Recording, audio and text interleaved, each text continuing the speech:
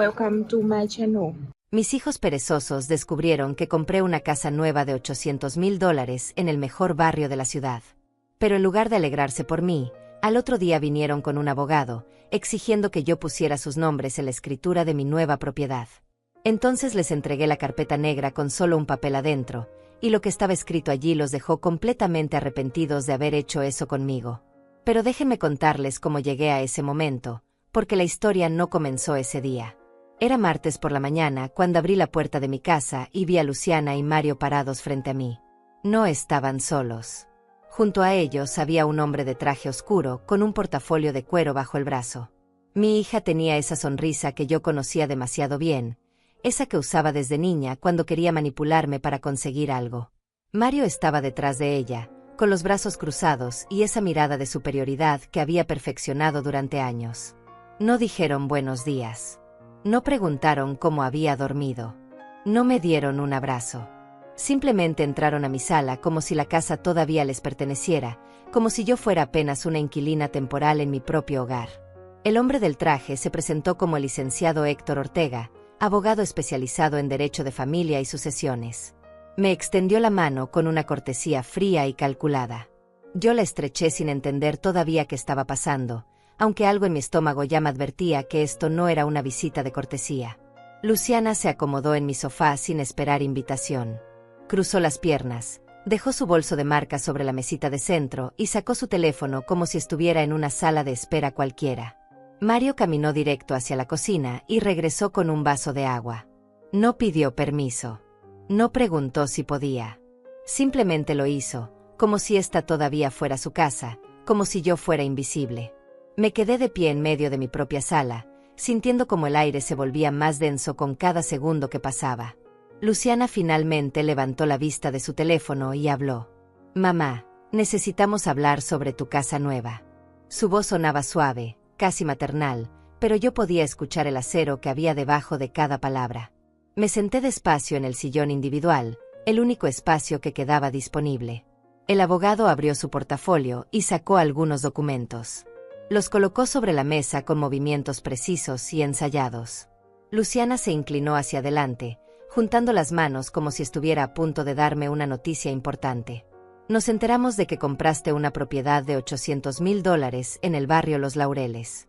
Su tono era acusatorio, como si yo hubiera cometido un crimen. Mario asintió desde su lugar junto a la ventana, observándome como un juez que ya había dictado sentencia. Sí, respondí con calma. Compré una casa. Es mi dinero y mi decisión.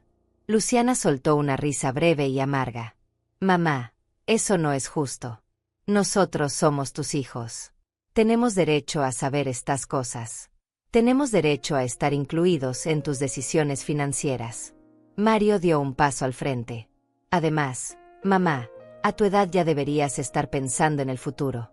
En nuestra herencia. En lo que vas a dejar cuando ya no estés. No puedes ser tan egoísta. La palabra egoísta resonó en mis oídos como un golpe seco. Yo, que había trabajado desde los 16 años.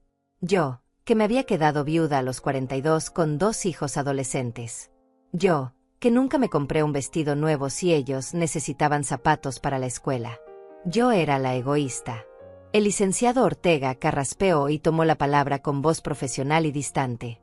Señora Ortiz, mis clientes me han contratado para asesorarlos en este asunto. Ellos consideran que, dada su edad y su situación familiar, lo más prudente sería incluir sus nombres en la escritura de la nueva propiedad. De esa manera se evitan complicaciones futuras y se protege el patrimonio familiar. Patrimonio familiar. Qué palabras tan bonitas para describir algo que yo había comprado con mi propio sudor, con mi propio sacrificio, sin pedirle un solo centavo a ninguno de ellos. Luciana se puso de pie y caminó hacia mí. Se arrodilló frente a mi sillón y tomó mis manos entre las suyas.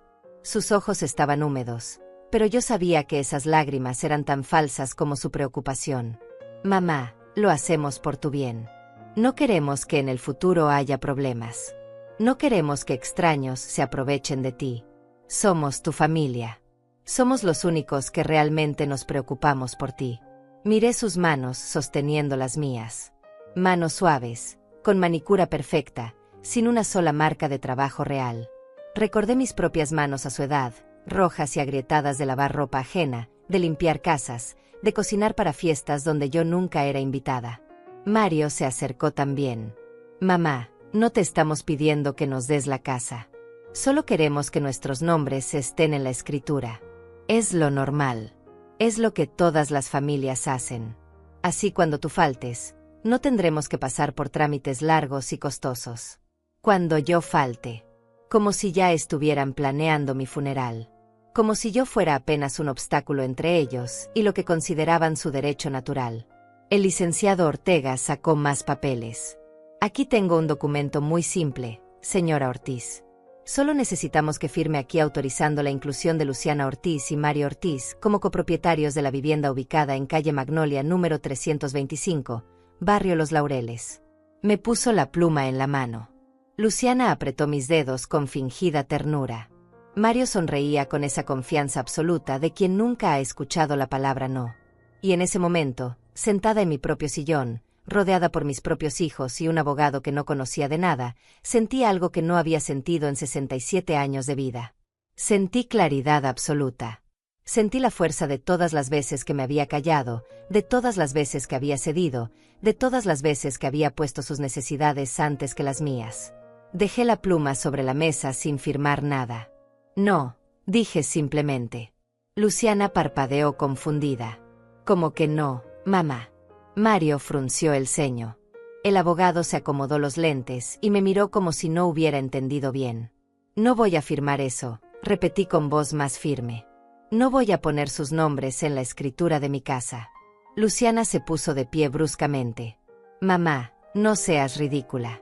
Somos tus hijos. Tenemos derecho. ¿Derecho a qué? Exactamente. Les di la mejor educación que pude.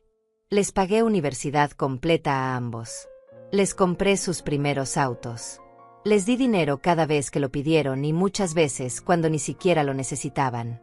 Eso era tu obligación como madre, interrumpió Mario con frialdad. Nosotros no pedimos nacer. Sus palabras cayeron sobre mí como piedras, pero ya no me dolían como antes. Ya no tenía esa necesidad desesperada de ser amada por ellos, de ser valorada, de ser vista. El licenciado Ortega intentó mediar. Señora Ortiz, entienda que mis clientes solo buscan proteger sus intereses legítimos. Intereses legítimos sobre algo que yo compré con mi dinero, respondí mirándolo directo a los ojos. Luciana cambió de táctica. Comenzó a llorar de verdad ahora, con sollozos dramáticos. No puedo creer que seas tan cruel, mamá. Después de todo lo que hemos sido para ti. Después de todo lo que hemos soportado. ¿Qué han soportado exactamente?, pregunté. Tener una madre que trabajaba 3 empleos para que ustedes pudieran ir a escuelas privadas. Tener una madre que se quedaba sin comer para que ustedes tuvieran carne en sus platos. Tener una madre que nunca les dijo que no a nada. Mario golpeó la mesa con el puño. Ya basta de esa historia de mártir, mamá.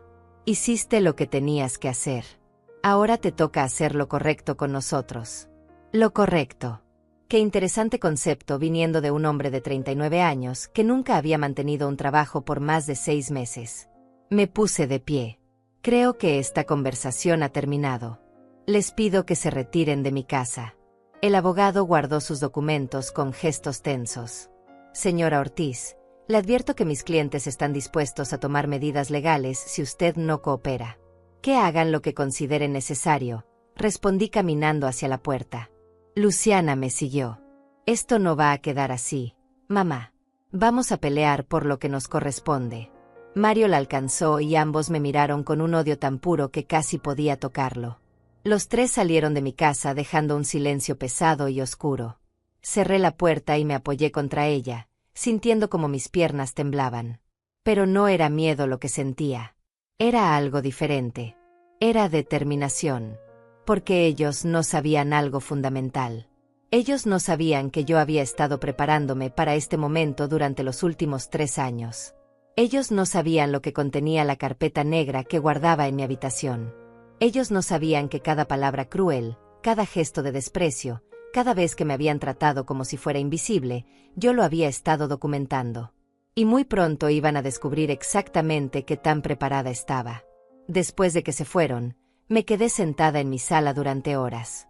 La luz de la tarde entraba por la ventana pintando sombras largas sobre el piso que yo misma había pulido tantas veces.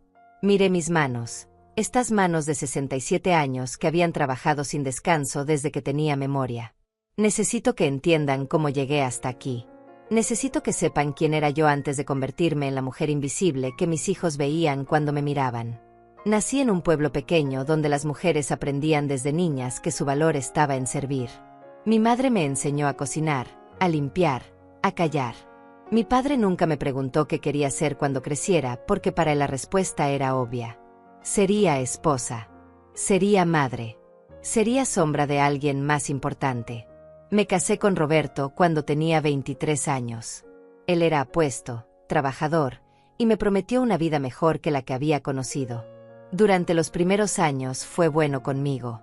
Tuvimos a Luciana cuando yo tenía 25. Mario llegó 3 años después.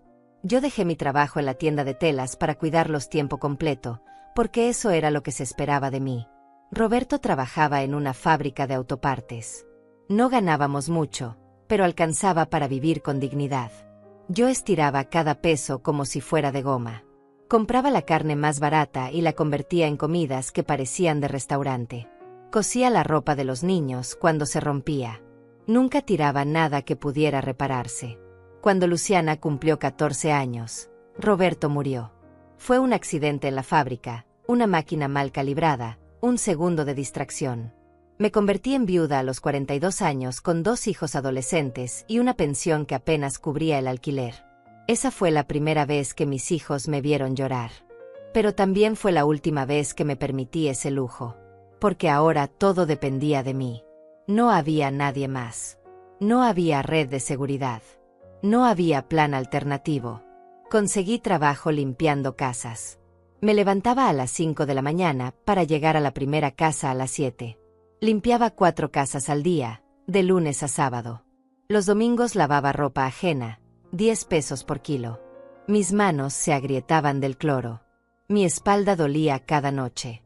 Pero Luciana y Mario tenían que terminar la escuela.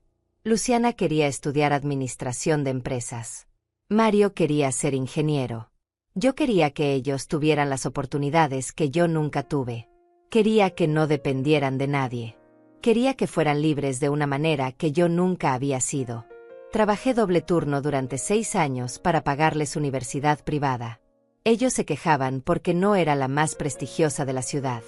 Se avergonzaban cuando sus compañeros preguntaban en qué trabajaba su madre. Aprendieron a decir que yo era ama de casa, como si limpiar baños ajenos no fuera trabajo real. Luciana se graduó y consiguió empleo en una empresa mediana. Mario tardó 7 años en terminar una carrera de 5 porque reprobaba materias y cambiaba de especialidad cada semestre. Yo pagaba cada curso de verano, cada materia repetida, cada libro que supuestamente necesitaba y que nunca abría. Cuando finalmente se graduó, esperé que las cosas mejoraran. Esperé que ahora que ambos eran profesionales, ahora que yo les había dado todo lo que prometí darles, tal vez me verían diferente. Tal vez me agradecerían. Tal vez me invitarían a descansar. Pero no pasó nada de eso.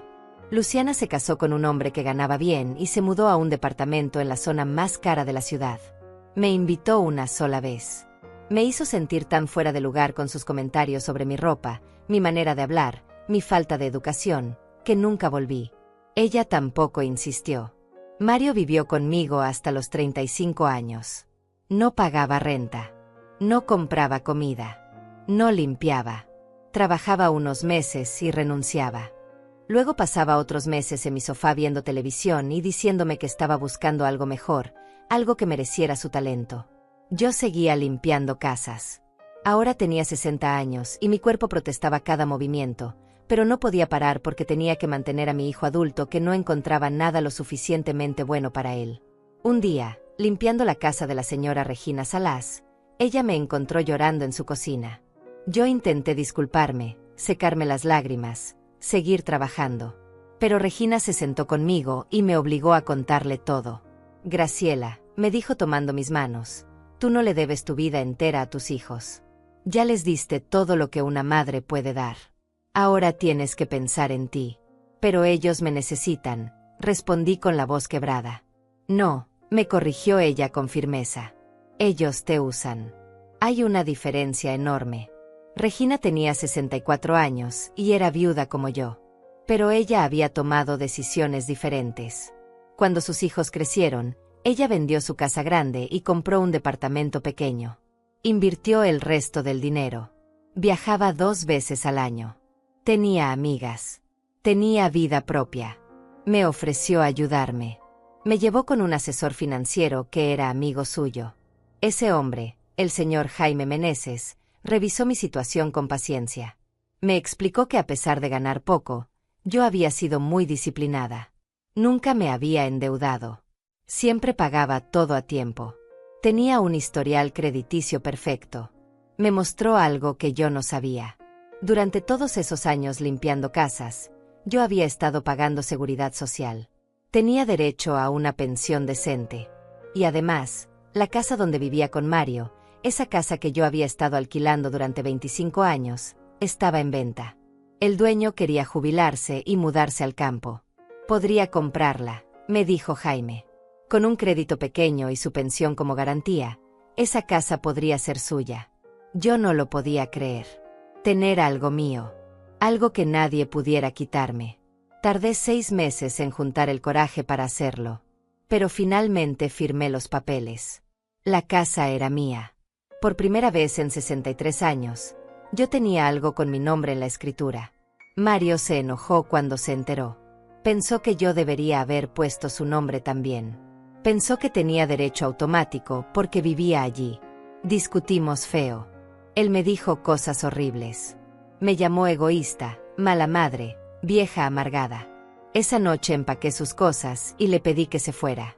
Se fue maldiciendo, portazo mediante, jurando que nunca me perdonaría. Luciana llamó al día siguiente para gritarme por teléfono. ¿Cómo podía echar a mi propio hijo a la calle? ¿Qué clase de madre era yo? Ninguna de ellos preguntó dónde iba a vivir Mario. Ninguna le ofreció quedarse con ella.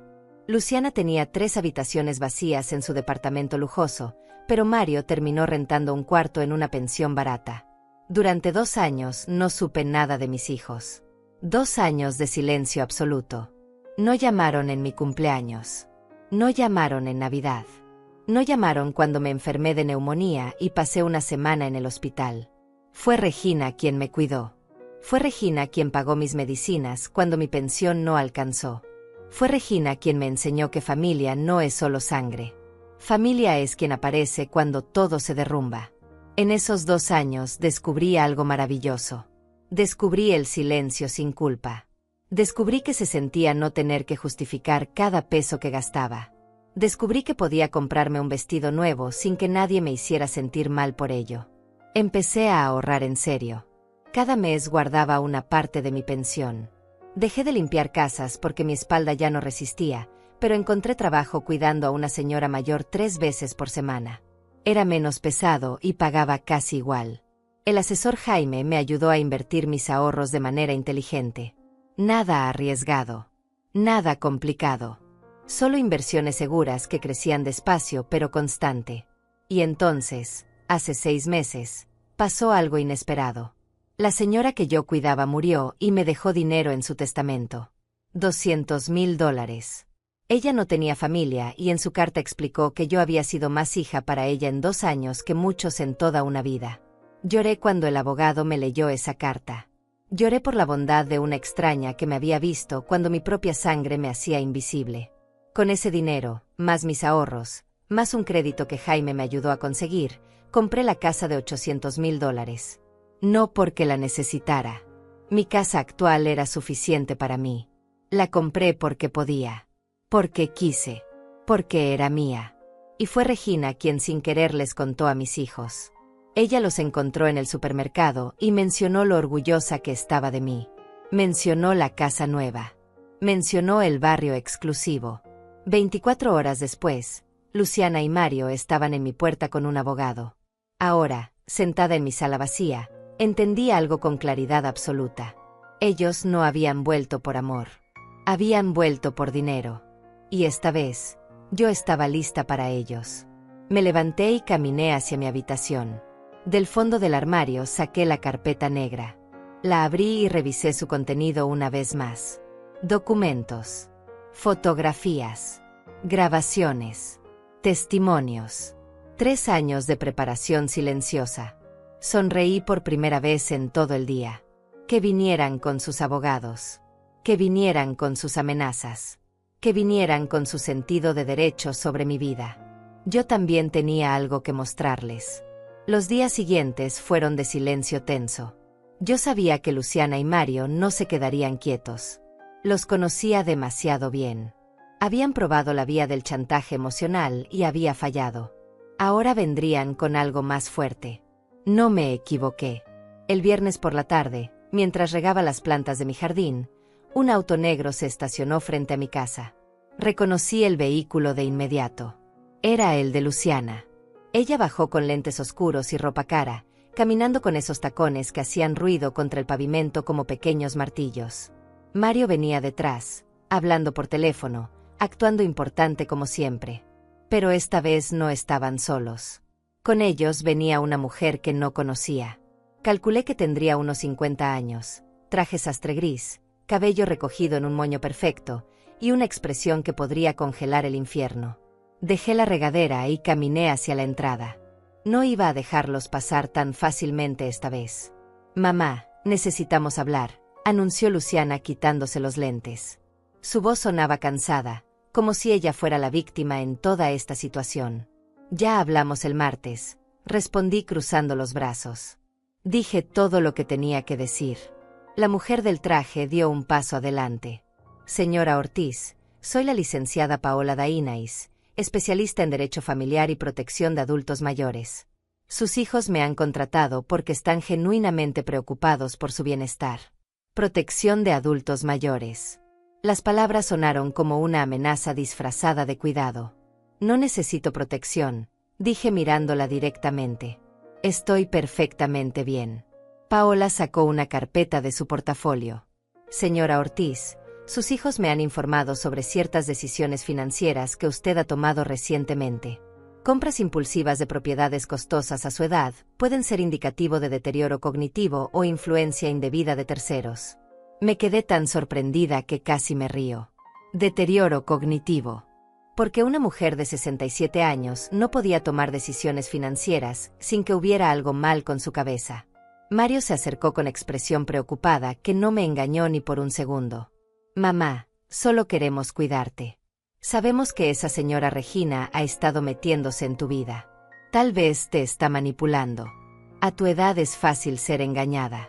«Regina no me manipula», respondí sintiendo como la rabia crecía en mi pecho. «Regina es mi amiga. Algo que ustedes nunca han sido». Luciana soltó un suspiro dramático. «¿Ves? Licenciada. Así nos habla. Nos trata como si fuéramos enemigos cuando solo queremos protegerla». La abogada asintió tomando notas. «Señora Ortiz, sus hijos están considerando iniciar un proceso legal para establecer una curatela. Eso significa que un juez evaluaría su capacidad para manejar sus propios asuntos. Una curatela. Querían declararme incapaz. Querían quitarme el control sobre mi propia vida, sobre mi propio dinero, sobre todo lo que había trabajado para conseguir. Ustedes no pueden hacer eso», dije aunque mi voz tembló ligeramente. Paola me miró con algo que podría haber pasado por lástima. «Señora Ortiz, cuando hay evidencia de que un adulto mayor está tomando decisiones que ponen en riesgo su patrimonio, la familia tiene derecho y obligación de intervenir. Gastar $800,000 en una propiedad innecesaria a los 67 años, alejarse de su familia, aislarse con amistades nuevas, todo eso son señales de alerta. No me estoy aislando. Me estoy liberando», respondí con toda la firmeza que pude reunir. Mario sacó su teléfono y comenzó a mostrarle fotos a la abogada. «Mire, licenciada, esta es la casa donde vivía mi madre. Simple pero digna. Y esta es la casa que compró. Es ridículamente grande para una persona sola. Claramente alguien la convenció de hacer esta compra. Yo la convencí», dije levantando la voz. «Yo decidí comprar esa casa porque quise. Porque trabajé toda mi vida y finalmente puedo darme ese gusto». Luciana negó con la cabeza. «Mamá, tú nunca has sido así. Siempre fuiste ahorrativa, sensata. Esto no es normal en ti. Por eso estamos preocupados. Tal vez no me conocen tan bien como creen, respondí. La abogada cerró su carpeta. Señora Ortiz, mis clientes me han pedido que intente resolver esto de manera amistosa antes de proceder legalmente. Si usted accede a incluir los nombres de Luciana y Mario en la escritura de la nueva propiedad, ellos estarían dispuestos a olvidar todo este asunto de la curatela. Ahí estaba. El verdadero motivo detrás de toda esta farsa. No les importaba mi bienestar. No les importaba mi salud mental. Solo querían la casa. ¿Y si me niego? Pregunté aunque ya conocía la respuesta. Entonces procederemos con la evaluación legal, respondió Paola con voz neutra.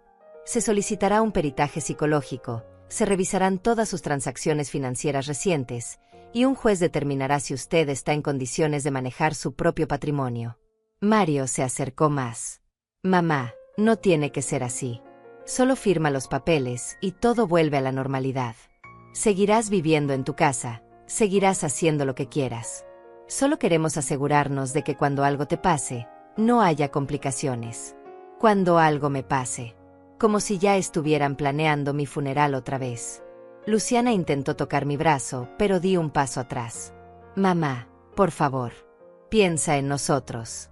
Somos tus hijos. Somos tu sangre. No puedes preferir a extraños sobre tu propia familia.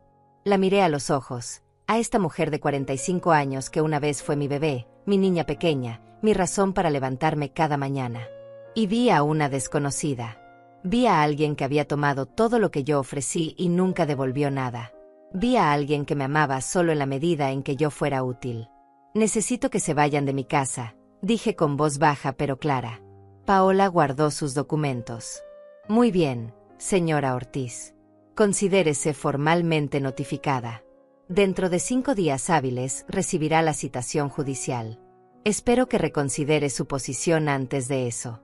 Los tres se dieron vuelta y caminaron hacia el auto. Antes de subir, Mario me miró una última vez. Esto es culpa tuya, mamá. Nos estás obligando a hacer esto. Se fueron dejando una nube de polvo y amenazas en el aire. Cerré la puerta y me apoyé contra ella, sintiendo como mis piernas flaqueaban. Pero no lloré. No me permití ese lujo. Caminé hacia el teléfono y marqué el número de Regina. Ella contestó al segundo tono. Regina, necesito ayuda, dije simplemente. Voy para allá, respondió sin hacer preguntas. 20 minutos después estaba en mi sala. Le conté todo mientras ella escuchaba con expresión cada vez más seria. Cuando terminé, ella tomó mi mano. Graciela, esos hijos tuyos están jugando sucio. Pero tú tienes algo que ellos no saben que tienes. La carpeta negra, dije asintiendo. Exacto. Pero necesitas ayuda legal profesional. Necesitas a alguien que esté de tu lado. Sacó su teléfono y llamó a alguien. Jaime, soy Regina. Necesito que vengas a la casa de Graciela ahora mismo. Es urgente. El señor Jaime Meneses llegó 1 hora después. Ya no era solo mi asesor financiero. En estos 3 años se había convertido en alguien de confianza. Le expliqué la situación mientras él tomaba notas. Esto es acoso e intento de fraude encubierto, dijo finalmente.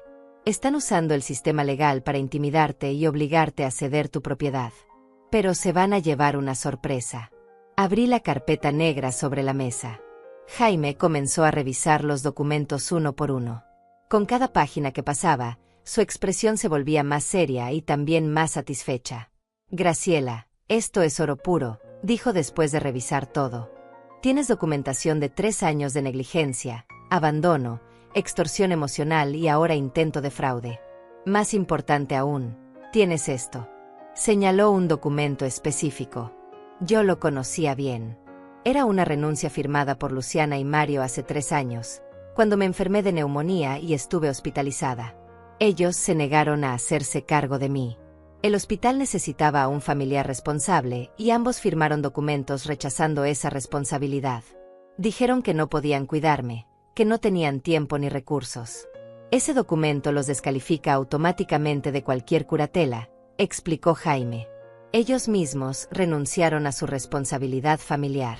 No pueden venir ahora a reclamarla solo porque les conviene. Regina sonrió.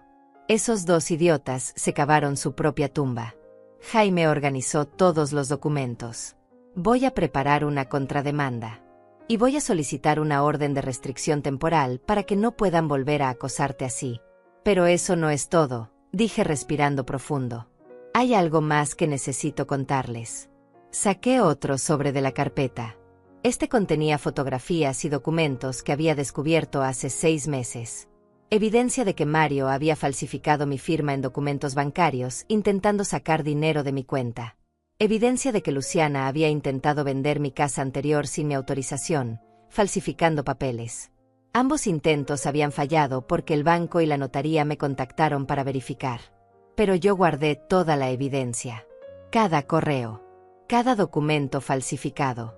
Cada intento. Jaime miró los papeles con incredulidad.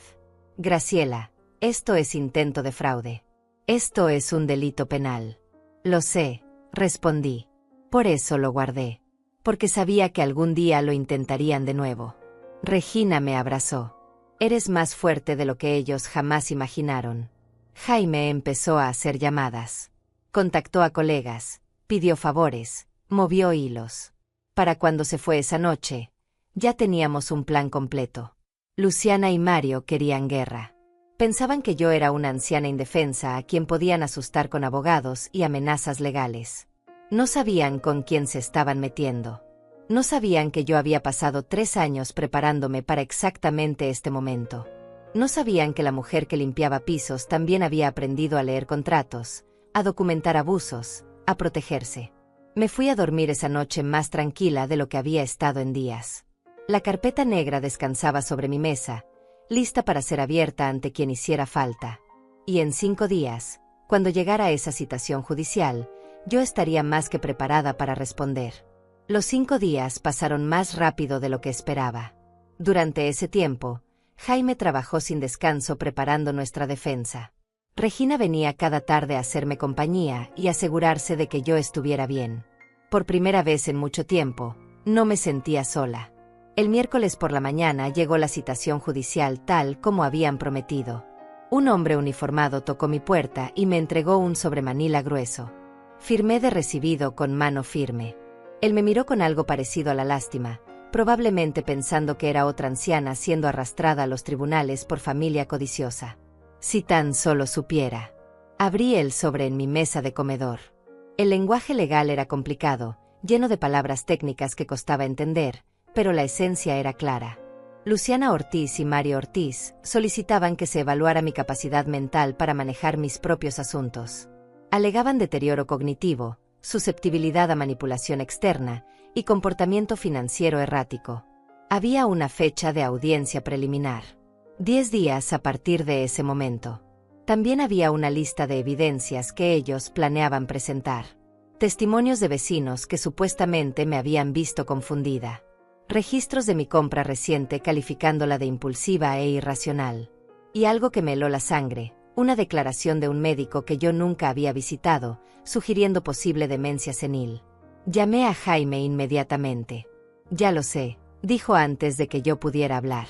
Me llegó copia esta mañana. Ese médico es un fraude que trabaja para abogados sin escrúpulos. Hace diagnósticos sin ver pacientes a cambio de dinero. Ya presenté una queja formal ante el colegio médico. Pero pueden usar eso en mi contra, dije sintiendo un nudo en el estómago. No si nosotros presentamos evidencia real primero.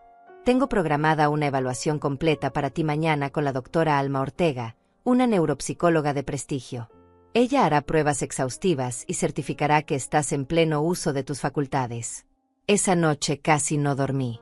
No por miedo exactamente, sino por rabia. Rabia de que mis propios hijos estuvieran dispuestos a difamarme, a destruir mi reputación, a inventar enfermedades que no tenía, todo por dinero. La evaluación con la doctora Ortega duró 4 horas. Me hizo pruebas de memoria, razonamiento lógico, comprensión verbal, análisis numérico. Me preguntó sobre mi historia, mis decisiones recientes, mis planes futuros. Fue exhaustivo y agotador. Al final, ella sonrió. Señora Ortiz, usted está más lúcida que muchas personas de 40 años que veo en mi consulta. Su memoria es excelente, su razonamiento es claro, y sus decisiones financieras muestran planeación cuidadosa, no impulsividad. Voy a certificar eso por escrito. Sentí un peso enorme salir de mis hombros. Gracias, doctora. Ella tomó mi mano. He visto muchos casos como el suyo. Hijos adultos que esperan heredar y se impacientan. Es más común de lo que la gente piensa. No permita que la hagan sentir mal por cuidar de usted misma. Con el certificado médico en mano, Jaime fortaleció nuestra contrademanda. Pero él tenía algo más planeado, algo que me explicó en su oficina 2 días antes de la audiencia. Graciela, vamos a hacer algo que ellos no esperan. Vamos a tomar la ofensiva. Me mostró documentos que había preparado. Una demanda formal contra Luciana y Mario por intento de fraude, falsificación de documentos y extorsión. Toda la evidencia que yo había recolectado durante 3 años, ahora organizada en un expediente legal formal. Pero hay algo más que necesito, dijo mirándome seriamente. Necesito que traigas la carpeta negra a la audiencia preliminar. La carpeta negra. Mi as bajo la manga. Van a querer negociar cuando vean lo que tenemos, continuó Jaime. Pero antes de mostrar todo nuestro arsenal, quiero ver sus caras cuando comprendan que no estás indefensa. Asentí. La carpeta estará conmigo. El día de la audiencia preliminar amaneció gris y frío. Me vestí con mi mejor ropa, un traje sencillo pero digno que Regina me había ayudado a escoger. Nada ostentoso, nada que me hiciera ver como si estuviera gastando dinero irresponsablemente. Solo una mujer mayor, presentable y serena. Regina insistió en acompañarme. Jaime nos recogió a ambas y fuimos juntos al juzgado. Durante el trayecto, repasamos el plan una vez más. Déjame hablar a mí, recordó Jaime. Si el juez te hace preguntas directas, responde con calma y claridad. No te dejes provocar por nada que Luciana o Mario digan. En el estacionamiento del juzgado vi el auto de Luciana. Ella y Mario ya estaban allí, junto a la licenciada Paola Dainais y el primer abogado, Héctor Ortega. Los 4 hablaban en grupo, seguros de sí mismos, probablemente celebrando anticipadamente su victoria. Cuando me vieron bajar del auto con Jaime y Regina, sus expresiones cambiaron. Sorpresa primero, luego molestia. No esperaban que yo trajera representación legal seria. Entramos al edificio en silencio. El pasillo olía a papel viejo y desinfectante. Nuestros pasos resonaban contra el piso de mármol desgastado. Nos sentamos en bancas de madera dura a esperar nuestro turno. Luciana y Mario se sentaron al otro lado del pasillo. Podía sentir sus miradas, pero no volteé a verlos. Mantuve la vista al frente, la espalda recta, las manos sobre mi regazo sosteniendo la carpeta negra. Mamá, escuché la voz de Mario. Todavía puedes arreglar esto. Solo habla con nosotros. No respondí. Jaime había sido claro, 0 comunicación con ellos fuera de la sala de audiencias. Señora Ortiz, intentó la licenciada Paola. Como abogada, le aconsejo que considere un acuerdo.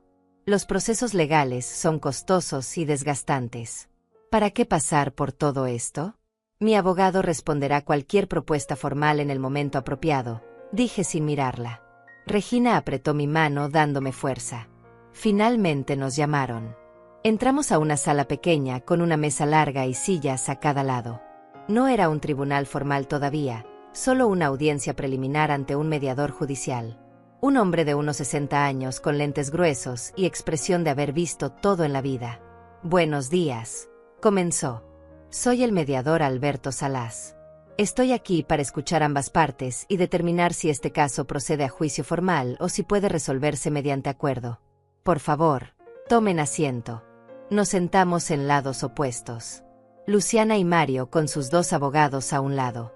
Yo con Jaime y Regina al otro. La carpeta negra descansaba sobre la mesa frente a mí. El mediador revisó los documentos. Tenemos aquí una solicitud de curatela por parte de los hijos, Luciana Ortiz y Mario Ortiz, alegando incapacidad de su madre Graciela Ortiz para manejar sus asuntos. También tengo una contrademanda del abogado Jaime Meneses alegando acoso y extorsión. Esto es inusual. Señor mediador, comenzó Paola Dainais. Mis clientes son hijos preocupados por el bienestar de su madre.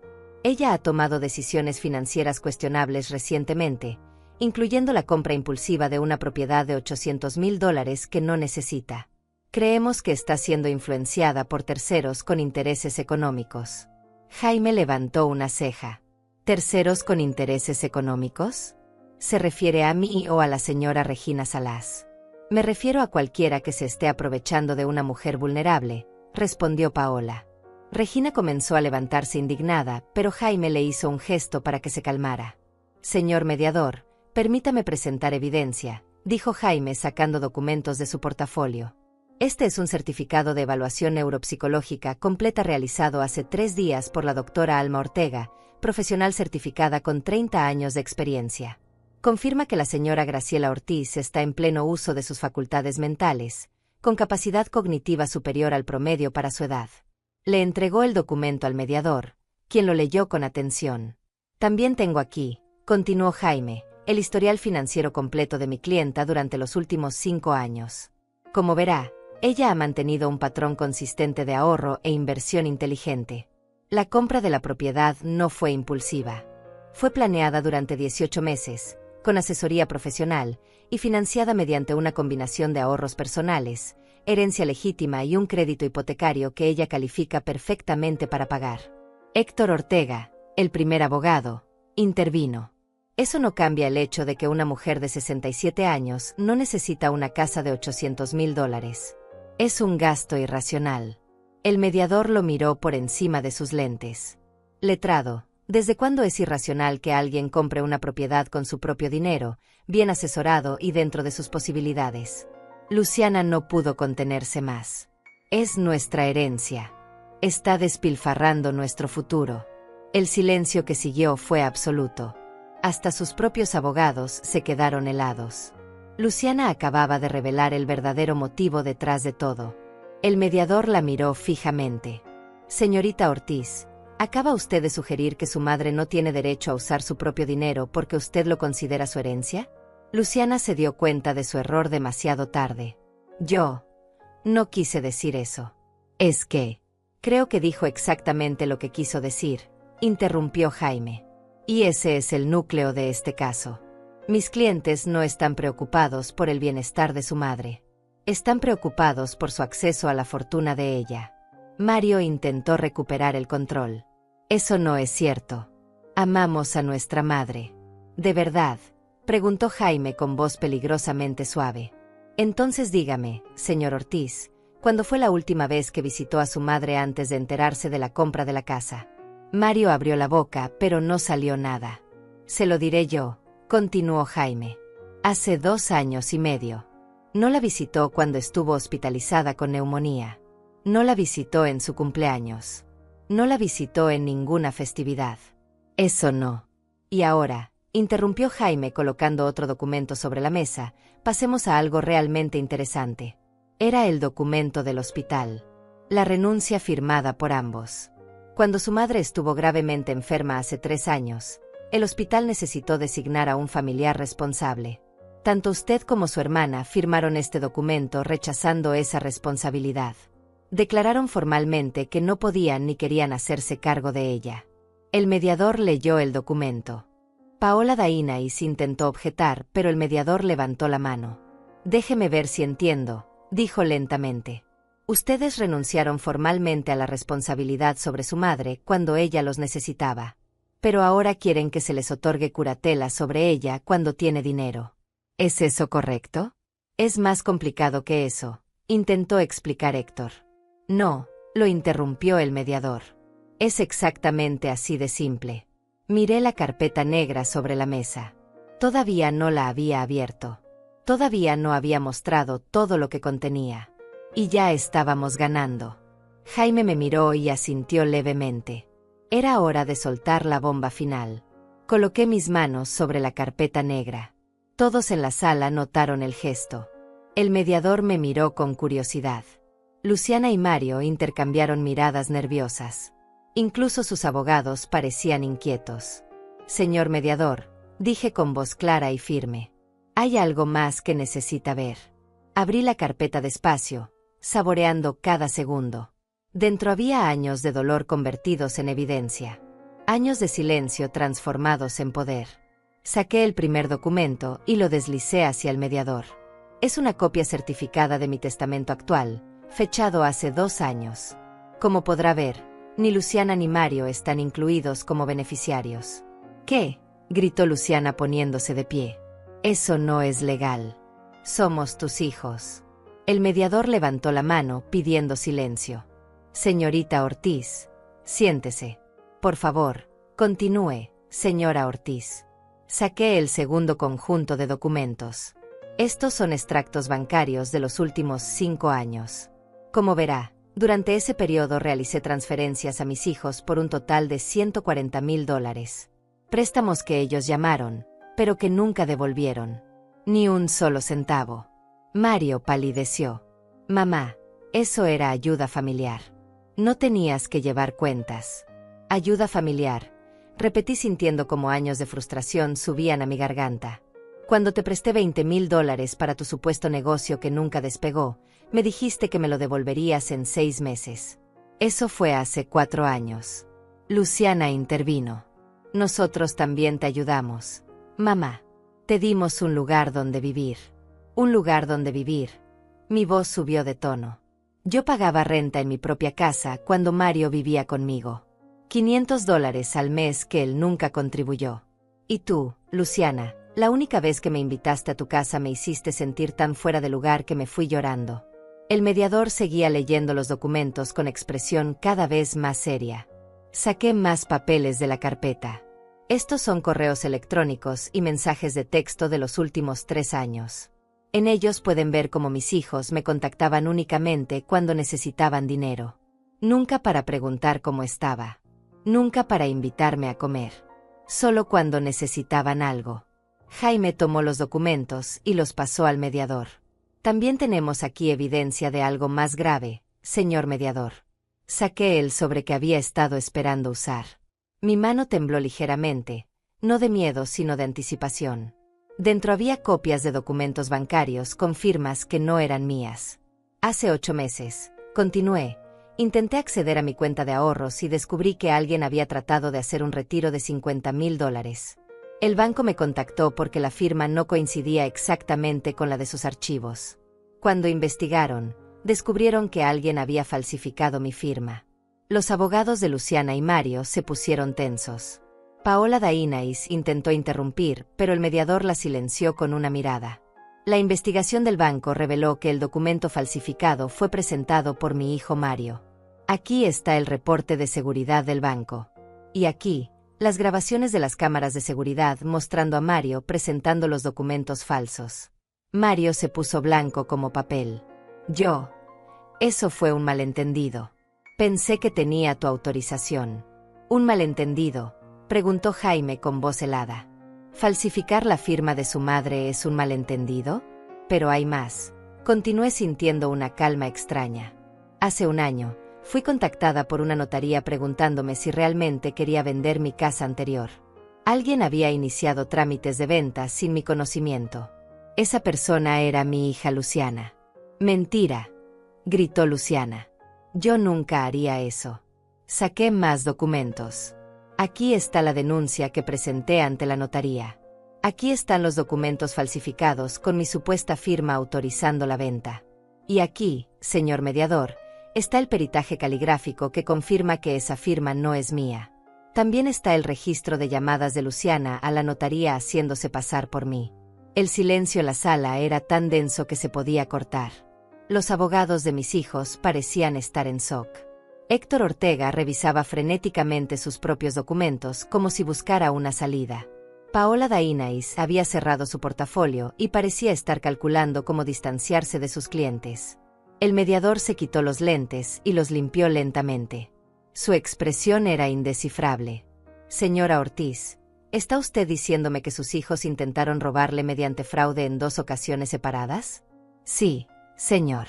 Y tengo evidencia documentada de ambos intentos. El banco decidió no proceder legalmente porque yo no quise presentar cargos en ese momento. La notaría tampoco procedió porque detuvimos el fraude a tiempo. Pero conservé toda la evidencia porque sabía que algún día la necesitaría. Jaime se puso de pie. Señor mediador, como puede ver, este no es un caso de hijos preocupados por una madre vulnerable. Este es un caso de hijos adultos con un patrón documentado de intentos de fraude que, al ver frustrados sus esfuerzos ilegales, ahora intentan usar el sistema legal para conseguir lo que no pudieron robar. Paola Dainais finalmente habló. Señor mediador, yo no tenía conocimiento de ninguna de estas acusaciones. Mis clientes me dijeron que su madre estaba siendo manipulada. Porque es lo que ellos querían que usted creyera, respondió Jaime. Pero la evidencia cuenta otra historia. El mediador miró a Luciana y Mario. Él tenía ese tipo de mirada que solo dan años de ver lo peor de la naturaleza humana en salas de justicia. ¿Tienen algo que decir en su defensa? Mario intentó hablar, pero su voz salió como un susurro. Mamá, nosotros solo necesitábamos el dinero. Tú no lo estabas usando. Pero era mío, dije sintiendo lágrimas que me negaba a derramar. Era el resultado de 67 años de trabajo. De sacrificio. De levantarme cada día cuando mi cuerpo rogaba por descanso. Y ustedes creyeron que tenían derecho a tomarlo porque sí. Luciana intentó un último ataque. Tú nos debes, mamá. Nos criaste. Esa era tu obligación, pero también nos debes por todos esos años. ¿Qué les debo?, repetí incrédula. Les di educación universitaria que me costó años de trabajo extra. Les di cada centavo que me pidieron. Les di un hogar, comida, ropa. Les di todo y ustedes me dieron 2 años de silencio cuando más sola estaba. Saqué otro documento de la carpeta. Esta es una carta que les escribí hace 1 año y medio cuando salí del hospital después de la neumonía. Nunca la envié porque sabía que no la leerían. En ella les contaba lo asustada que estaba, lo sola que me sentí, como no tener a nadie en ese hospital fue lo más doloroso de toda la enfermedad. Mi voz se quebró ligeramente, pero continué. Regina era una vecina en ese entonces. Ella fue quien me visitó todos los días. Ella fue quien pagó medicinas que yo no podía costear. Ella fue más familia en 2 semanas que ustedes en toda la vida. Regina me tomó la mano sobre la mesa. El mediador observaba todo con expresión grave. Señor mediador, intervino Jaime. Mi clienta no solo está defendiéndose de una curatela injusta. Está preparada para presentar cargos formales por intento de fraude y falsificación de documentos contra ambos hijos. Tenemos toda la evidencia necesaria. Solo hemos esperado para darles una oportunidad de retractarse y desistir de esta farsa. Héctor Ortega y Paola Dainais se miraron entre ellos. Claramente no habían firmado para defender criminales. Paola habló primero. Señor mediador, solicito un receso para consultar con mis clientes. Denegado, respondió el mediador con firmeza. Creo que ya he escuchado suficiente. Y creo que estos jóvenes necesitan escuchar algo muy claro. Se puso de pie y todos hicimos lo mismo. Mario Ortiz, Luciana Ortiz, lo que han intentado hacer aquí hoy es una perversión del sistema legal.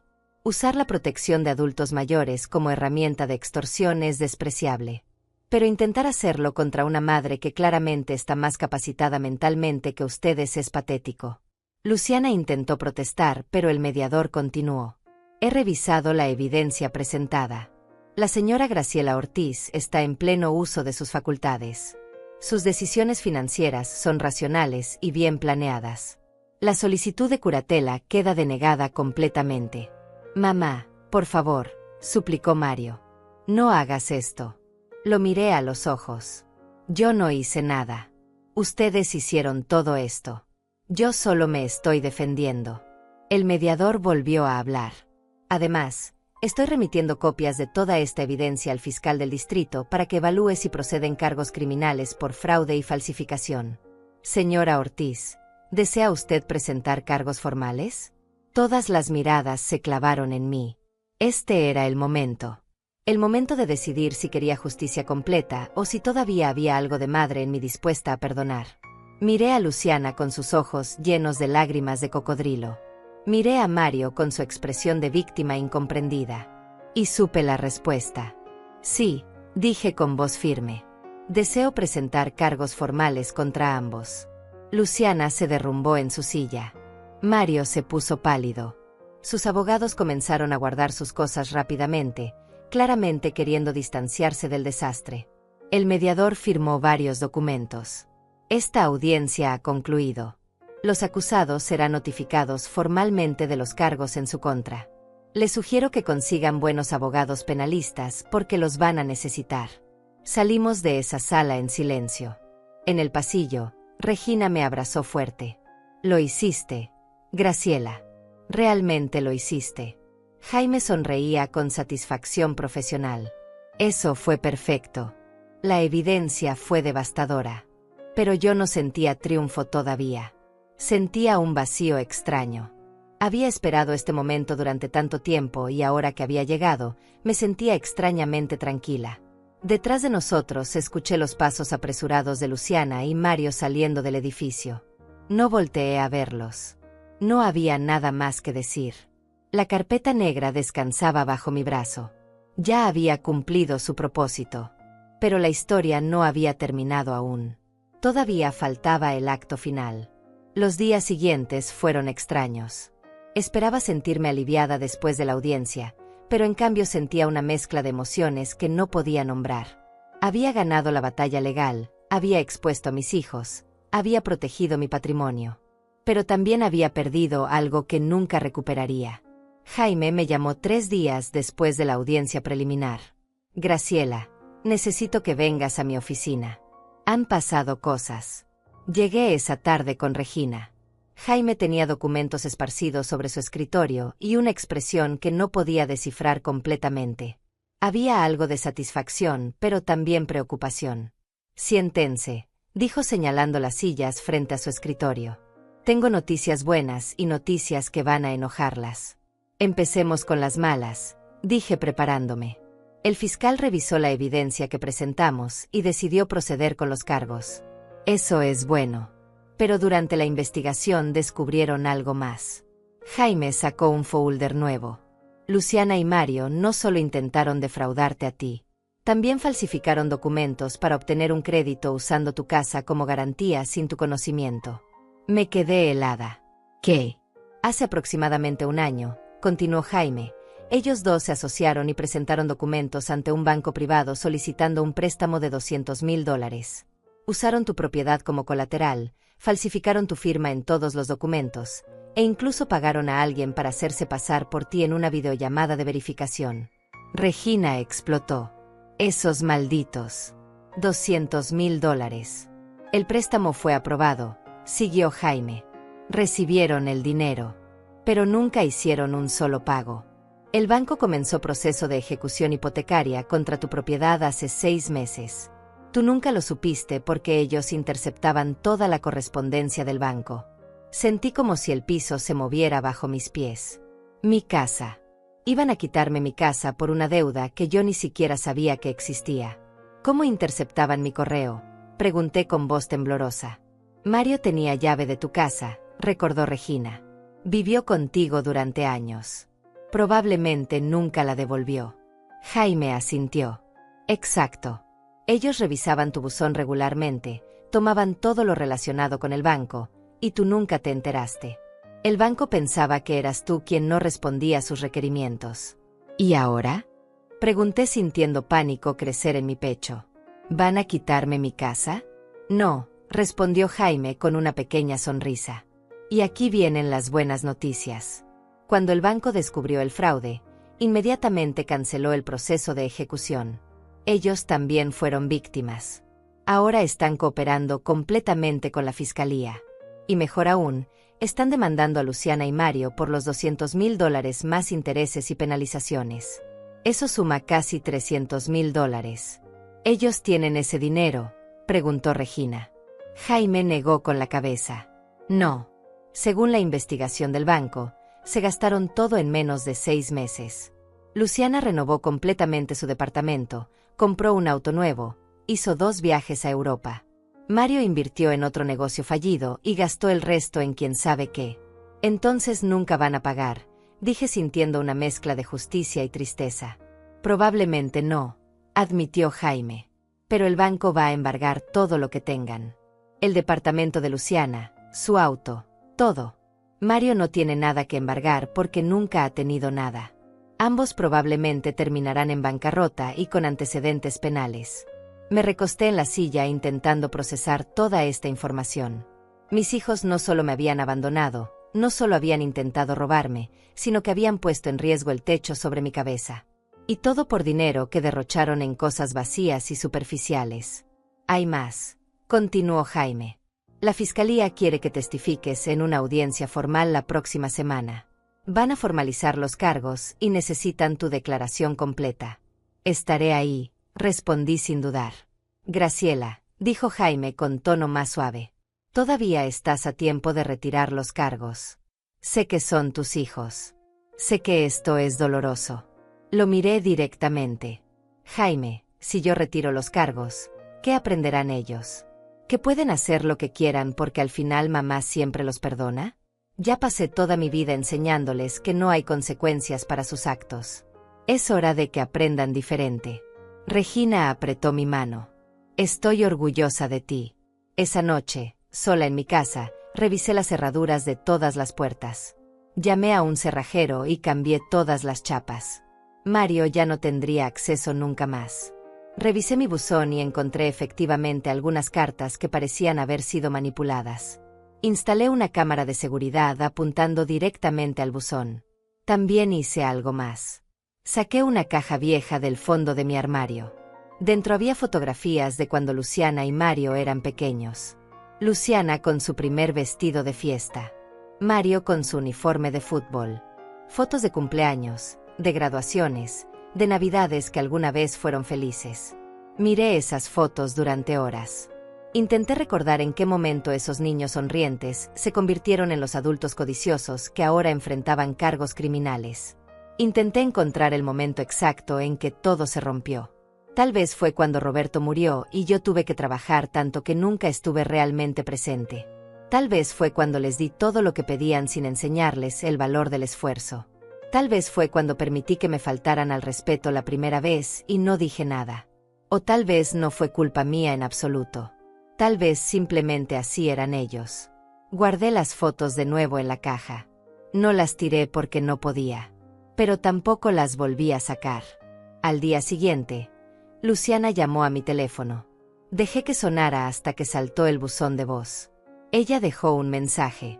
Su voz sonaba diferente, más pequeña, más asustada. Mamá, soy yo.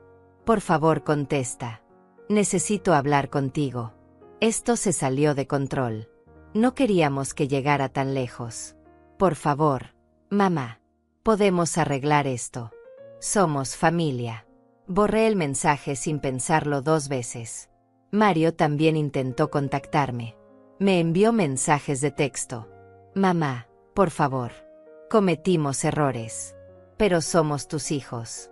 No puedes hacer esto. Van a meternos a la cárcel. No respondí. Esa noche recibí una llamada de un número desconocido. Contesté por curiosidad. ¿Señora Ortiz? Era una voz de mujer joven que no reconocí. Sí, ¿quién habla? Mi nombre es Antonia. Soy la esposa de Mario. Necesito hablar con usted. No sabía que Mario se había casado. Él nunca me lo había dicho. Por favor, continúe, dije con cautela. Señora Ortiz, sé que Mario hizo cosas terribles. Yo no sabía nada de esto hasta que llegaron los papeles legales. Pero tengo una bebé de 6 meses. Su nieta. Y si Mario va a prisión, no sé cómo voy a mantenerla sola. Sentí un puñal en el pecho. Una nieta. Tenía una nieta de 6 meses y nadie me había dicho. ¿Por qué me llama a mí? Pregunté aunque ya sabía la respuesta. Porque necesito que retire los cargos. Por favor. No por Mario, sino por su nieta. Ella es inocente en todo esto. Cerré los ojos. Señorita Antonia, lamento mucho su situación. Lamento que mi hijo la haya puesto en esta posición. Pero lo que él hizo tiene consecuencias. No puedo protegerlo de esas consecuencias. Pero su nieta, mi nieta, la interrumpí con voz firme, tiene una madre que parece preocuparse por ella. Eso es más de lo que muchos niños tienen. Y tal vez, solo tal vez, esto le enseña a su padre a ser mejor hombre. Pero yo no voy a retirar los cargos. Ella comenzó a llorar. Por favor, señora Ortiz. Por favor. Colgué el teléfono.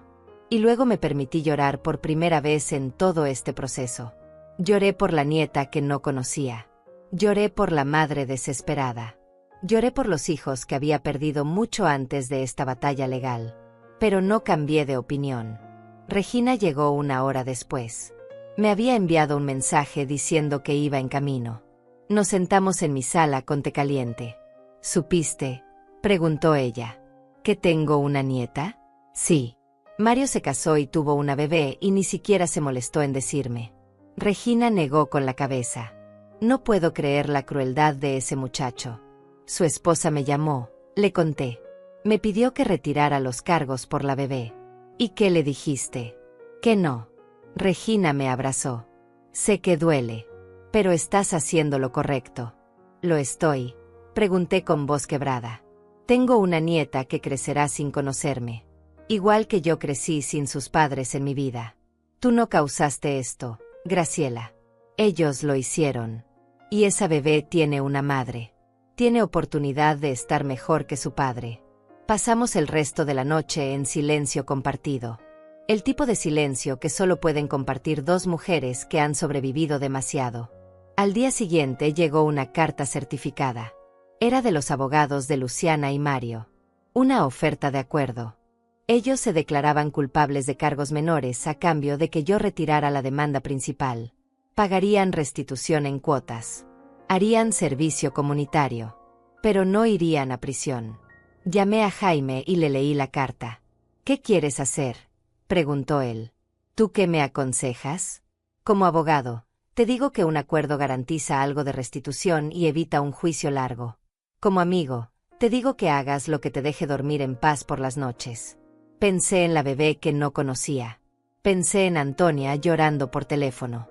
Pensé en mis hijos que alguna vez fueron niños inocentes. Pero también pensé en 67 años de poner a todos antes que a mí. 67 años de ceder, de perdonar, de olvidar. No, dije finalmente. No acepto el acuerdo. Que el fiscal proceda con todos los cargos. ¿Estás segura? Más segura de lo que he estado en toda mi vida. Jaime suspiró. Está bien. Les informaré a los abogados. Colgué el teléfono y miré por la ventana. El jardín necesitaba trabajo. Las flores estaban descuidadas. Había maleza creciendo entre las piedras. Era hora de comenzar a cuidar de mí misma con la misma dedicación que había cuidado de otros toda mi vida. Tomé mis herramientas de jardín y salí al sol. Mientras arrancaba la maleza, sentí algo parecido a la paz. La tormenta no había terminado, pero yo estaba firme en medio de ella. La semana antes de la audiencia formal pasó en una extraña calma. Había rechazado el acuerdo y ahora todo seguiría su curso legal. Jaime me había explicado que el proceso podría tomar meses, pero que con la evidencia que teníamos, el resultado era casi seguro. Yo había tomado una decisión y me mantendría firme. Pero eso no significaba que fuera fácil. El lunes por la mañana, mientras preparaba café, escuché un auto estacionarse frente a mi casa. Miré por la ventana y vi un vehículo oficial. 2 personas bajaron, una mujer de mediana edad con portafolio y un hombre uniformado. Tocaron a mi puerta con golpes firmes y profesionales. Abrí con cautela, manteniendo la cadena de seguridad puesta. «Señora Graciela Ortiz», preguntó la mujer mostrando una identificación. «Soy la trabajadora social Valeria Meneses y él es el oficial Marco Salas. Venimos de parte de la Fiscalía del Distrito». Los dejé pasar después de verificar sus credenciales. Nos sentamos en la sala y Valeria sacó algunos documentos. «Señora Ortiz, estamos aquí porque el caso contra sus hijos ha escalado. El fiscal ha decidido tratarlo como fraude agravado y asociación delictiva. Eso significa que las consecuencias son más serias de lo que inicialmente se pensaba». Asentí sin decir nada. El oficial Marco habló con voz grave, pero no un kind. «También estamos investigando si hubo más víctimas. Su caso no es aislado. Hemos descubierto que Mario Ortiz tiene un patrón de fraudes menores en los últimos 5 años. Pequeñas estafas que nunca se reportaron formalmente». No me sorprendió. Mario siempre había tenido facilidad para convencer a la gente, para hacer promesas que nunca cumplía. Ahora sabía que no era solo irresponsabilidad, era un patrón deliberado. Valeria continuó. «El motivo de nuestra visita es doble. Primero, necesitamos que firme algunos documentos adicionales autorizando el acceso completo a sus registros financieros para la investigación. Segundo, queremos asegurarnos de que usted está bien, que tiene apoyo durante este proceso. Firmé los documentos sin dudar. Y sí, tengo apoyo. Tengo amigos que han estado conmigo. ¿Familia?, preguntó Valeria. La que tengo está siendo procesada por la justicia, respondí con una sonrisa amarga. Valeria asintió con comprensión. Ella había visto esto antes. Podía notarse en sus ojos. He trabajado muchos casos de abuso familiar y financiero contra adultos mayores. Más de los que la gente imagina. Usted está haciendo lo correcto al defenderse. No me siento como si estuviera haciendo lo correcto, admití. Me siento como si estuviera destruyendo a mis propios hijos. Señora Ortiz, dijo el oficial Marco inclinándose hacia adelante. Usted no está destruyendo nada. Ellos tomaron sus decisiones. Cometieron delitos. Usted simplemente se está negando a ser cómplice de esos delitos protegiéndolos. Después de que se fueron, me quedé sentada en mi sala por largo rato. El peso de todo esto comenzaba a sentirse real. Mis hijos iban a enfrentar consecuencias serias. Posiblemente prisión. Definitivamente antecedentes criminales que arruinarían sus vidas. Y yo era quien había puesto todo en movimiento. El teléfono sonó sacándome de mis pensamientos. Era Regina. Graciela, enciende las noticias. Canal 7. Tomé el control remoto con manos temblorosas. En la pantalla apareció un reportero frente al juzgado. En noticias locales, 2 adultos han sido arrestados por cargos de fraude múltiple y falsificación de documentos. Luciana Ortiz, de 45 años, y Mario Ortiz, de 39, fueron detenidos esta mañana en una operación coordinada por la Fiscalía del Distrito. Sentí como si me hubieran golpeado en el estómago. Arrestados. No sabía que eso sucedería tan pronto. El reportero continuó. Los hermanos están acusados de defraudar a múltiples víctimas, incluyendo a su propia madre de 67 años, por montos que superan los $400,000. La Fiscalía describe esto como un patrón de comportamiento criminal que se extendió por varios años. La pantalla mostró a Luciana siendo escoltada por policías, sus manos esposadas, su rostro oculto detrás de lentes oscuros. Luego Mario, con la cabeza baja, entrando a un vehículo policial. Mi bebé. Mi niño. Así era como los veía en ese momento, no como los adultos criminales que eran, sino como los niños que alguna vez fueron. Apagué la televisión. El teléfono comenzó a sonar de inmediato. Números desconocidos. Probablemente reporteros. No contesté ninguno. Regina llegó 30 minutos después. Me encontró sentada en el mismo lugar, mirando la pantalla negra del televisor. Graciela, dijo suavemente. Los arrestaron, susurré. Los esposaron como criminales comunes. Porque cometieron crímenes, Graciela. No comunes, sino graves. Son mis hijos, Regina. Los cargué en mi vientre. Los amamanté. Les enseñé a caminar. Y ellos eligieron usar esas piernas para caminar por el camino equivocado. Tú no hiciste eso. Ellos lo hicieron. El timbre sonó. Regina fue a abrir. Era Jaime con una expresión seria. Graciela, necesito hablar contigo, dijo sentándose. La fiscalía movió rápido porque descubrieron algo más. Mario estaba planeando huir del país. Tenía boletos de avión comprados para esta noche. Por eso ordenaron los arrestos inmediatos. Huir, repetí incrédula. ¿Iba a dejar a su esposa y su bebé? Aparentemente sí, confirmó Jaime. Su esposa, Antonia, fue quien alertó a las autoridades. Encontró los boletos y documentos falsos que Mario había preparado. Solo había un boleto. Solo para él. Hasta el final, Mario solo pensaba en sí mismo. La audiencia de fianza es mañana, continuó Jaime. La fiscalía va a argumentar que ambos son riesgo de fuga. Probablemente permanecerán detenidos hasta el juicio. ¿Cuánto tiempo?, pregunté. Si no consiguen fianza, podrían estar 3 o 4 meses en prisión preventiva hasta que haya juicio. Después, si son declarados culpables, podrían ser entre 2 y 7 años dependiendo de todos los cargos. Cerré los ojos. Años. Mis hijos pasarían años en prisión. Graciela, dijo Jaime con tono suave. Todavía puedes hablar con el fiscal. Todavía puedes pedir clemencia. No para que se retiren los cargos. Eso ya no es posible con las otras víctimas involucradas. Pero podrías pedir que consideren sentencias reducidas. Lo pensé. Realmente lo pensé. Pero entonces recordé la llamada de Antonia llorando. Recordé que Mario iba a abandonar a su propia hija. Recordé los $200,000 que arriesgaron mi casa. Recordé cada vez que me hicieron sentir invisible, inútil, descartable. No, dije finalmente. Que la justicia siga su curso. Al día siguiente fue la audiencia de fianza. Jaime me advirtió que no tenía que ir, que era solo un procedimiento. Pero sentí que debía estar ahí. Regina insistió en acompañarme. Llegamos temprano y nos sentamos en las bancas del fondo. La sala se llenó rápidamente. Reconocí a Antonia sentada del otro lado, cargando a una bebé pequeña.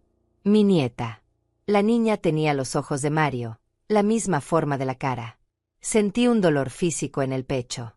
Luciana y Mario fueron traídos esposados, vestidos con uniformes de prisión. Se veían demacrados, asustados, pequeños. Luciana me vio y sus ojos se llenaron de lágrimas. Movió los labios formando la palabra mamá, pero no emitió sonido. Aparté la mirada. El juez entró y comenzó la audiencia. El fiscal presentó su caso. Riesgo de fuga demostrado por los boletos de avión de Mario. Múltiples víctimas. Evidencia sólida de premeditación. Solicitaba que permanecieran detenidos sin fianza. Los abogados defensores, nuevos porque Héctor y Paola se habían retirado del caso, argumentaron que ambos tenían raíces en la comunidad, que Luciana tenía un departamento y trabajo, que Mario tenía familia. El juez escuchó todo con expresión neutra. Finalmente habló. Considerando la gravedad de los cargos, el patrón de comportamiento criminal y el riesgo de fuga demostrado, niego la fianza para Mario Ortiz. En el caso de Luciana Ortiz, establezco fianza en $200,000. $200,000. La misma cantidad que habían robado. Luciana no tenía ese dinero. Su departamento estaba embargado por el banco. No podría pagar.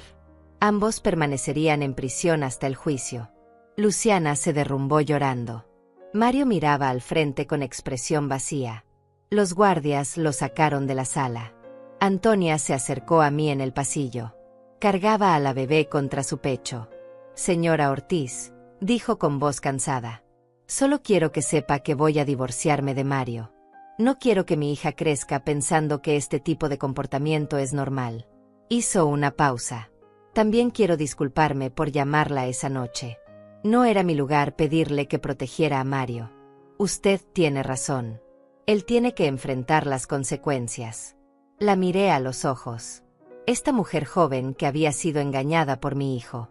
¿Cómo se llama la bebé?, pregunté suavemente. Camila, respondió ella. Camila Ortiz. Es un nombre hermoso, dije. Y luego, sin pensarlo, agregué, cuando todo esto termine, si alguna vez necesitas algo, aquí está mi número. Le di mi tarjeta. Ella la tomó con sorpresa. ¿Por qué haría eso por mí? Soy la esposa del hombre que intentó robarle. Eres la madre de mi nieta, respondí. Y no tienes la culpa de las decisiones de Mario. Si alguna vez Camila quiere conocer a su abuela, mi puerta estará abierta. Antonia comenzó a llorar. Gracias, señora Ortiz. Gracias. Ella se fue con la bebé. Regina me abrazó. Eso fue hermoso, Graciela. No lo sé, dije honestamente. Tal vez estoy siendo tonta otra vez. No, dijo Regina con firmeza. Estás siendo humana. Hay una diferencia entre poner límites y cerrar completamente tu corazón. Tú estás poniendo límites con tus hijos. Pero esa bebé es inocente. Esa noche, sola en casa, pensé mucho en todo lo que había pasado. En una semana, mi vida había cambiado completamente. Mis hijos estaban en prisión. Yo había testificado contra ellos. Había conocido a mi nieta. Había ofrecido ayuda a la mujer que mi hijo había abandonado. Y extrañamente, a pesar de todo el dolor, me sentía más en paz que en años. Porque por primera vez, no estaba protegiendo a nadie de sus propias decisiones. No estaba permitiendo que me usaran. No estaba sacrificándome por gente que no me valoraba. Estaba eligiéndome a mí misma. Y esa elección, aunque dolorosa, era correcta. El juicio comenzó 3 meses después. 3 meses durante los cuales Luciana y Mario permanecieron en prisión preventiva. 3 meses en los que no intenté visitarlos ni una sola vez. 3 meses en los que reconstruí mi vida pieza por pieza. La sala del tribunal estaba llena. Además de mi caso, habían aparecido otras 5 víctimas de los fraudes de Mario. Pequeños empresarios a quienes había estafado con promesas de inversión. Una anciana a quien había convencido de prestarle dinero para un negocio ficticio. Luciana también tenía sus propias víctimas, principalmente relacionadas con esquemas de reventa de productos que nunca entregaba. Jaime me había preparado exhaustivamente para mi testimonio. Pero nada me preparó para ver a mis hijos sentados en el banquillo de los acusados, vestidos con trajes baratos que sus abogados públicos les habían conseguido, mirándome con una mezcla de vergüenza y rencor. El fiscal me llamó al estrado el segundo día del juicio. Caminé con la cabeza en alto, juré decir la verdad, y me senté. Señora Ortiz, comenzó el fiscal. ¿Puede contarle al jurado cuál fue su relación con los acusados? Son mis hijos, respondí con voz clara. Luciana es mi hija mayor. Mario es mi hijo menor. Los crié sola después de que mi esposo murió hace 25 años. ¿Y cómo describiría su relación con ellos en los últimos años? Inexistente hasta que descubrieron que había comprado una casa nueva. Entonces aparecieron exigiendo que pusiera sus nombres en la escritura. El fiscal me guió a través de toda la historia. Les conté sobre los años de abandono, sobre la enfermedad y el documento del hospital donde renunciaron a cuidarme, sobre los intentos de fraude con el banco y la notaría, sobre el préstamo fraudulento de $200,000 que casi me costó mi casa. Hablé durante casi 2 horas. El jurado escuchaba con atención. Algunos tomaban notas. Una mujer mayor en la segunda fila tenía lágrimas en los ojos. Cuando el abogado defensor de Luciana me interrogó, intentó pintarme como una madre vengativa, como alguien que exageraba pequeños malentendidos familiares. No es cierto, señora Ortiz, que usted está resentida porque sus hijos hicieron sus propias vidas, preguntó con tono condescendiente. No estoy resentida porque hicieron sus vidas, respondí mirándolo directamente. Estoy protegiendo la mía de sus intentos de destruirla. El abogado de Mario intentó un enfoque diferente. Señora Ortiz, ¿no le parece cruel enviar a sus propios hijos a prisión? ¿Le parece cruel que ellos intentaran dejarme sin techo falsificando documentos? Respondí. ¿Le parece cruel que me abandonaran cuando estuve grave en un hospital? Yo no los envié a prisión. Ellos se enviaron solos con sus decisiones. El testimonio más impactante vino de una testigo sorpresa que el fiscal presentó el tercer día. Una mujer de 72 años llamada Alma Ortega, que resultó ser una prima lejana de mi difunto esposo Roberto. Conocí a Graciela cuando ella tenía 25 años, testificó Alma. Vi cómo trabajó hasta el agotamiento para darles a esos dos todo lo que necesitaban. Vi cómo la trataron durante años como si fuera su sirvienta personal en lugar de su madre. ¿Y usted presenció alguno de los incidentes que se mencionan en este caso?, preguntó el fiscal. Yo estaba en el hospital cuando Luciana y Mario se negaron a hacerse cargo de Graciela. Escuché a Luciana decir textualmente que no iba a arruinar su vida cuidando a una anciana enferma. Graciela tenía 64 años en ese momento y había estado a punto de morir de neumonía. El silencio en la sala era absoluto. Luciana tenía la cabeza baja. Mario miraba fijamente la mesa. También estuve presente, continuó Alma, cuando Graciela descubrió el intento de vender su casa sin su permiso. Vi los documentos falsificados. Vi cómo Luciana intentó convencerla de que había firmado esos papeles y simplemente no lo recordaba. Intentó hacerla creer que estaba perdiendo la memoria. El juicio duró 2 semanas completas. Desfilaron testigos, se presentaron documentos, se mostraron evidencias.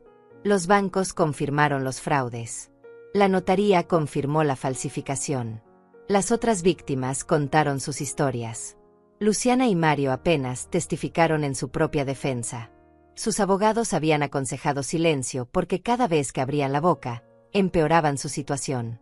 El día de los alegatos finales, el fiscal resumió todo con claridad devastadora. Este no es un caso de malentendidos familiares. Es un caso de dos individuos que sistemáticamente explotaron, manipularon y defraudaron a múltiples víctimas, incluyendo a su propia madre. La evidencia es abrumadora. La premeditación es clara. La justicia exige que enfrenten las consecuencias completas de sus actos. Los abogados defensores hicieron lo que pudieron, pero no había mucho que argumentar contra montañas de evidencia documental y testimonios consistentes. El jurado se retiró a deliberar. Regina y yo esperamos en el pasillo. Jaime paseaba nervioso, aunque decía estar seguro del resultado. Tardaron apenas 4 horas. Tiempo récord para un caso así, comentó Jaime. Es buena señal. Volvimos a entrar a la sala. El jurado regresó. El juez pidió el veredicto. En el caso del Estado contra Mario Ortiz, ¿cómo encuentra el jurado al acusado? Culpable de todos los cargos, respondió el portavoz del jurado. En el caso del Estado contra Luciana Ortiz, culpable de todos los cargos. Mario cerró los ojos. Luciana comenzó a llorar. Yo me quedé inmóvil, sintiendo un extraño vacío. El juez anunció que la sentencia se dictaría en 2 semanas. Pero todos sabían lo que venía. Con las condenas por fraude múltiple, falsificación y asociación delictiva, ambos enfrentaban varios años en prisión. Salimos del tribunal en silencio. Afuera, los reporteros esperaban. Me rodearon con micrófonos y cámaras. Señora Ortiz, ¿cómo se siente ahora que sus hijos han sido declarados culpables? Miré a las cámaras. Me siento triste porque llegamos a este punto. Me siento aliviada porque la verdad salió a la luz. Y me siento en paz porque finalmente me defendí. ¿Algún mensaje para sus hijos? Espero que usen este tiempo para reflexionar sobre sus decisiones. Y espero que algún día entiendan que las consecuencias de sus actos no son castigo, sino justicia. Nos alejamos entre el mar de reporteros. Regina me abrazó fuerte. Ya terminó, Graciela. Ya terminó. Pero sabía que no había terminado del todo. Todavía faltaba la sentencia. Todavía faltaba cerrar este capítulo completamente. Y todavía tenía que decidir qué hacer con el resto de mi vida. 2 semanas después regresé al tribunal para la sentencia final. Esta vez fui sola. Regina había ofrecido acompañarme, pero necesitaba hacer esto por mí misma. Necesitaba cerrar este ciclo con mis propias fuerzas. La sala estaba menos llena que durante el juicio. Solo quedaban los directamente involucrados. Vi a Antonia sentada en las bancas del fondo, sin la bebé esta vez. Me saludó con un gesto discreto de la cabeza. Yo respondí igual. El juez entró y todos nos pusimos de pie. Luciana y Mario fueron traídos por última vez. Se veían diferentes después de meses en prisión. Más delgados, más pálidos, más viejos. Luciana había perdido toda esa arrogancia que siempre la había caracterizado. Mario parecía un fantasma de sí mismo. El juez revisó los documentos frente a él. Había leído todo el caso, todas las declaraciones, toda la evidencia. Finalmente habló. Mario Ortiz y Luciana Ortiz han sido declarados culpables de múltiples cargos de fraude, falsificación de documentos y asociación delictiva. He revisado exhaustivamente este caso y debo decir que es uno de los más perturbadores que he visto en mis 20 años como juez. Hizo una pausa. No solo cometieron delitos graves contra múltiples víctimas, sino que lo hicieron contra la persona que más los amó, que más sacrificó por ustedes. Su propia madre. Mario Ortiz, por los cargos en su contra, lo sentenció a 5 años de prisión efectiva, más restitución completa a todas las víctimas identificadas. Luciana Ortiz, por los cargos en su contra, la sentenció a 4 años de prisión efectiva, más restitución completa a todas las víctimas. 5 años. 4 años. Mis hijos pasarían años tras las rejas. Pero el juez no había terminado. Además, ordenó que ambos mantengan orden de restricción permanente respecto a su madre, Graciela Ortiz. No podrán contactarla de ninguna forma sin su consentimiento expreso por escrito. Esta orden permanecerá vigente incluso después de cumplir sus sentencias. Luciana sollozó fuerte. Mario mantuvo la cabeza baja. Los guardias se acercaron para llevárselos. En ese momento, Luciana me miró directamente. «Mamá», dijo con voz quebrada. «Mamá, lo siento. Lo siento mucho. Me quedé en silencio. No tenía palabras para darle. El perdón no era algo que pudiera ofrecer todavía, tal vez nunca. Lo sacaron de la sala. Antonia se acercó a mí en el pasillo. Señora Ortiz, voy a llevar a Camila a visitarlo una vez al mes. No porque lo merezca, sino porque ella tiene derecho a conocer quién es su padre, incluso si es un criminal. Asentí. Es una decisión sabia. Ella vaciló un momento. ¿Puedo traerla a visitarla a usted también? ¿Para que conozca a su abuela? Sentí algo cálido en el pecho. Me encantaría, respondí honestamente. Salí del tribunal por última vez. El sol brillaba con fuerza. Respiré profundo, sintiendo como el peso de meses de tensión finalmente comenzaba a levantarse de mis hombros. Jaime me esperaba afuera. Ya está, Graciela. Oficialmente terminó. Gracias, Jaime, por todo. Él sonrió. Ahora ve a vivir tu vida. Te la ganaste. Y eso fue exactamente lo que hice. Un mes después me mudé a mi casa nueva. La de $800,000 en el barrio Los Laureles. Regina me ayudó con la mudanza. Entre las dos llenamos esa casa enorme con risas, con planes, con esperanza. Convertí una habitación en estudio de costura, retomando un hobby que había abandonado hace décadas. Otra habitación la preparé como cuarto de huéspedes para cuando Antonia trajera a Camila. El jardín lo llené de flores y plantas que cuidaba cada mañana. Regina se mudó a una casa a 3 calles de distancia. Nos veíamos casi todos los días, tomábamos café juntas, caminábamos por el parque, íbamos al cine. Por primera vez en mi vida, tenía tiempo para vivir, no solo para sobrevivir. Antonia cumplió su palabra. Cada 2 semanas traía a Camila a visitarme. La bebé creció ante mis ojos. Sus primeros pasos los dio en mi sala. Su primera palabra fue abuela. Yo me convertí en lo que nunca pude ser con mis propios hijos, una figura presente, amorosa, sin la presión de cargar todo sobre mis hombros. Pasaron los años. Luciana salió de prisión después de 3 años por buena conducta. No intentó contactarme. Escuché por terceros que se había mudado a otra ciudad, que trabajaba en un empleo modesto, que estaba en terapia.